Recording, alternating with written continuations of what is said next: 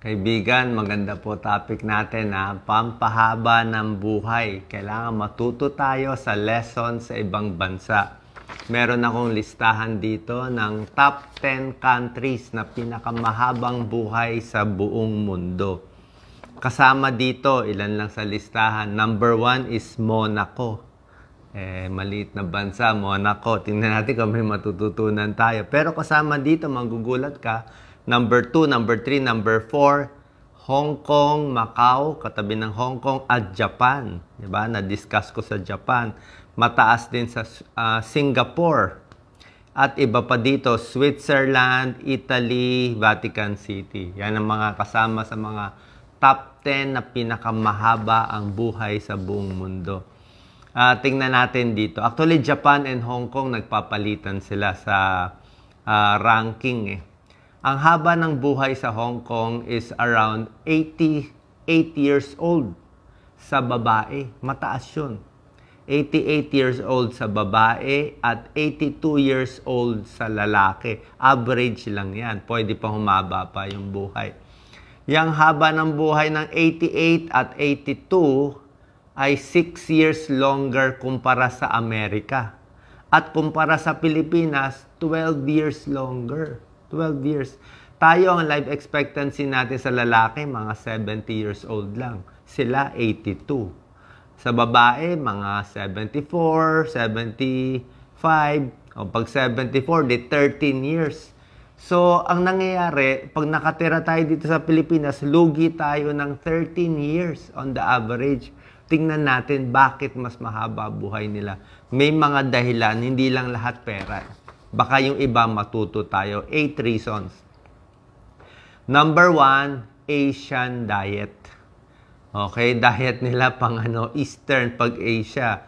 Tingnan nyo ang kain nila lagi, di ba? Meron silang mga dim sum, may mga lugaw, di ba? May kanin din. Pero, pag kumain sila, walang soft drinks. 'Di ba sa atin dito, pag pupunta ka sa fast food, lahat may kasamang soft drinks.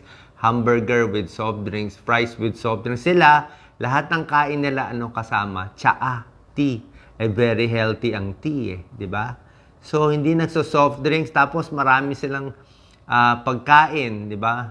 May mga brightly colored vegetable, may fish, maraming seafood, tofu, puro chicken, 'di ba? So, kahit pa paano, mas okay pa rin yun kumpara sa mga fast food natin. Kahit nga yung mga fast food nila, di ba? May fast food din sa Hong Kong, yung Fairwood, di ba? Sa Fairwood, hindi naman fries at hamburger binibenta doon, lugaw din. Di ba? Lugaw din, o yung mga parang carbohydrates din, yun pa rin, parang rice roll, yun pa rin binibenta. Number 2, is easy access to healthy foods. Mabilis sila sa palengke nila, maraming isda, maraming hipon, very fresh, maraming seafoods. Tapos kung kumain man sila ng prito or kumain man sila ng fast food minsan, sa hapon, sa tanghali, sa gabi, babawiin nila ng mas healthy food. Pwede rin. Meron ding mga fast food doon, meron ding McDo tayo nakikita, pero hindi pa rin ganun karami kumpara sa ibang bansa. Tsaka hindi sila nagsusuper size. Hindi yung sa atin, yung soft drinks, laging go large, may ganun. Ang kalidad din ng pagkain nila kakaiba. Yung mga kalidad ng prutas nila, usually top quality. Kahit yung tinapay nila, yung kalidad. May nakausap akong sikat na baker. Iba daw yung quality rin ng bread nila kumpara sa bread natin. Number 1 is Asian diet, maraming tsaa. Number 2, easy access to healthy foods. Number 3, ito malaking reason kaya mas mahaba buhay nila. Lakad. Ang taga Hong Kong, ang number 1, pinakamaraming nilalakad. Sila ang most number of steps walk in a day. Ang average is around 6,880, mga 7,000 steps. Sa Amerika, 5,000 steps lang in a day. Paano? Ang ganda kasi ng transportation system nila. Konti lang may kotse, puro MTR, puro lakad, puro bus, may mga footbridge. 'Diba? Pwede silang maglakad from one city to the next city, next station. Pwede ilakad lahat eh. Yan ang tinatawag na walkable city. 'Diba? Tayo, paano ka maglalakad mula Pasay hanggang Pasig? Oh, hindi ka makalakad. Saan ka dadaan? Wala kang daanan. Pero sila, pwede nila lakarin walkable. At mapapansin nyo, ang lakaran nila, marami doon, hindi semento. Okay? Ang lakaran nila, yung iba parang may rubber. Parang rubbery eh. Mas malambot siya than semento. Kaya maganda rin. Parang yung pang track and field. At isa pa, bukod sa walkable sila doon, tingnan nyo yung taga Hong Kong, halos lahat naka-rubber shoes. Oo nga, hindi nga ganun kaganda tingnan na naka-rubber shoes kahit yung mga kabataan. Pero halos lahat naka-rubber shoes. Kaya maganda sa paa, maganda sa tuhod. Diba, lagi ko sinasabi, di bali na yung rubber shoes mapudpud muna kaysa yung tuhod natin mapudpud, kaysa yung likod natin mapudpud. Tayo dito, pagtingnan mo, ang pinaka sinusuot natin, tsinelas tayo. Syempre, manipis ang tsinelas eh. Kaya mag-invest tayo sa rubber shoes. Okay? So, walkable sila. Pero, syempre, overpopulated din sa Hong Kong, congested, ang liliit ng bahay. Pero dahil nga maliit ang bahay, mapipilitan sila maglakad eh. Diba? So, paglakad, more walking, lower risk for heart disease, less mas lalakas ang baga, lower risk for cancer. Diba sinabi ko, galaw-galaw para hindi pumanaw. Number 4, pag nag-Hong Kong ka, para mapapalakad ka. Number 4 benefit, kaya mahaba ang buhay nila, maganda yung public hospitals nila. Okay? One of the best yung public, hindi mo kailangan mag-private hospitals, yung public hospitals nila, healthcare system nila, maganda, affordable, lalo na pag doon ka na nakatira. Number 5, maganda yung lugar ng bansa. Okay, maliit lang yung bansa na Hong Kong. Kaya maliit, more accessible, walang ganong extreme weather, may malamig, may mainit, pero hindi naman sobra lamig, hindi naman winter talaga na nag-ice. So, tama-tama lang. At bukod sa good geographical location, more green.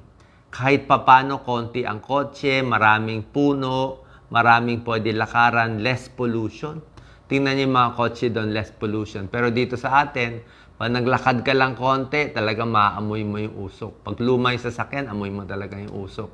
So, masama sa baga. Nata-traffic pa tayo sa mga main roads, so masama sa baga. Tingnan mo yung Makati skyline natin o Quezon City skyline, laging malabo. 'Di ba? So, yun ang problema natin. Yung pollution, masama sa baga. Nakakabawas din yun sa buhay. Maganda sana talaga, less pollution, more walkable, mass transit. Sa Pilipinas, wala tayong mass transit eh. Pero yun ang maganda talaga. So, yan, good for... Number 6, tip. Good for seniors ang Hong Kong.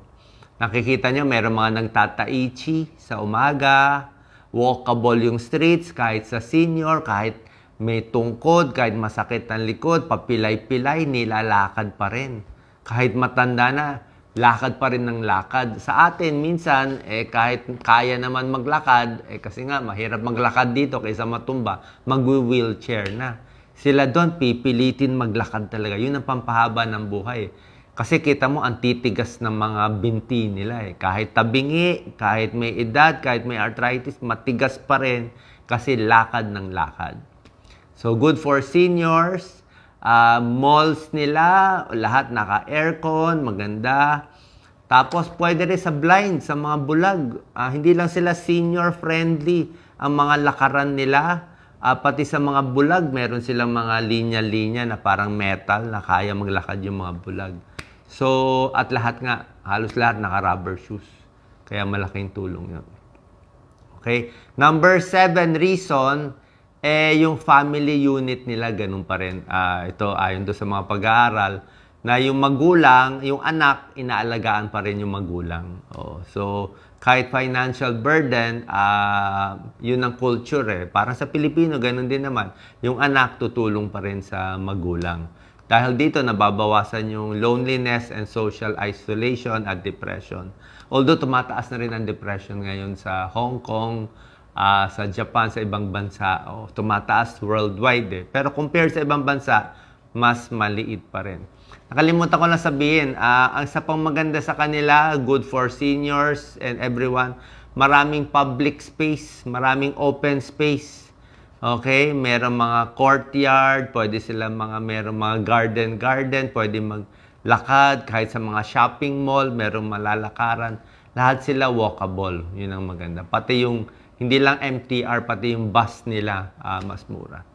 And lastly, number 8 tip, kaya mahaba ang buhay, ito sana ma-apply natin, merong balance sa buhay, balanse. So, ibig sabihin, may balance, minsan kumakain ng oily, tapos mamaya kakain ng mas healthy. Minsan, trabaho ng trabaho, workaholic sila, pero may time rin naman magpahinga. Diba? So, kung ano man, kung tayo mga dumadalaw-dalaw lang sa Japan, dumadalaw-dalaw lang sa Hong Kong, tignan natin na sila bihira kumain ng potato chips. Diba? Tayo, puro potato chips, puro chicheria. Sila, bihirang-bihira mag-soft drinks, puro may init, di ba? Puro mainit na tsaa. Tayo, soft drinks ng soft drinks, di ba? Sila, lakad ng lakad, trabaho ng trabaho. Tsaka, ang baba ng obesity rate nila. Konti lang ang mataba. Konti lang ang mataba. Tayo dito, tsaka makita mo yung mga portion, mas tama lang. Okay? So, marami rin silang benefit kasi ito nga yung mga lista. Sana po nakatulong itong video natin. So, more tea, less soft drinks, less fast food, more walking, mag-rubber shoes, kung ano meron sa atin. Sa atin, pwede lang siguro maglakad Sabado, Linggo, less pollution sa loob ng mall, less pollution pa rin kasi kahit pa paano sa aircon. Kasi nga, pag sa labas tayo maglalakad, unless sa probinsya, pwede ka maglakad. Diba? Ingat lang sa daanan, ingat lang sa mga motor at mga nakakalat ng mga aso. Mamaya makagat tayo, may rabies pa rin dito sa atin. So, sa mall lang siguro maganda maglakad o pag weekend, makakalakad kasi ang kalaban natin yung pollution. So, hanggang din natin na-address yung pollution at hindi nga makalakad from one city to another, mahirap mahabol itong mga steps. Kundi sa loob ng bahay tayo mag-exercise. Ganun na lang mangyari. So, sana po nakatulong itong tips para mabago natin konti ang lifestyle natin. God bless po. Share po natin.